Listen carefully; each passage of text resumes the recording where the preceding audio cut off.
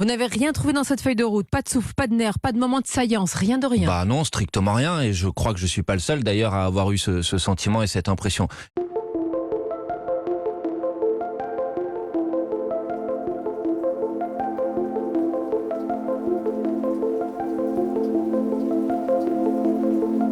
Est-ce qu'il y a un point sur lequel elle vous a convaincu?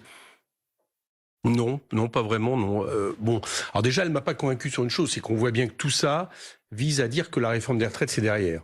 Voilà, c'est oublié. Ce qui m'a frappé dans l'intervention d'Elisabeth Borne hier, c'est que, au fond, on a le sentiment qu'elle n'y croit plus, qu'elle n'y croit pas, que ceux qui l'écoutent n'y croient pas non plus, que les commentateurs n'y croient pas non plus, que finalement plus personne n'y croit, même son gouvernement, l'opposition n'y croit plus.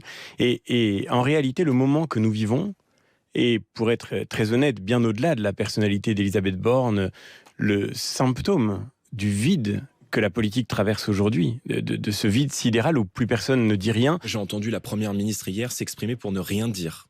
Je veux dire, j'ai entendu Madame Borne, alors c'est une souffrance maintenant de s'infliger des discours d'Elisabeth Borne, c'est déprimant au possible.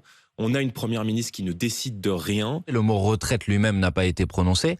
Et puis les questions liées aux difficultés de pouvoir d'achat, d'inflation, où on a eu le droit à une annonce d'un bilan des mesures mises en place par le gouvernement, c'est-à-dire rien. La vérité, c'est que quand on n'a pas de majorité, eh bien, on ne peut pas gouverner. Et tant que le gouvernement n'entend pas qu'il faut revenir aujourd'hui à l'esprit de la Ve République pour sortir de la crise politique. Ils ne peuvent pas faire par la sans dissolution. Les Français peuvent continuer à manifester, à protester. On peut continuer, puisqu'on va le faire début juin, à travers une niche parlementaire. Vous savez, une niche parlementaire, c'est là où les groupes peuvent proposer des lois. Du groupe Lyotte, une proposition d'abrogation de la réforme. Que les Insoumis voteront?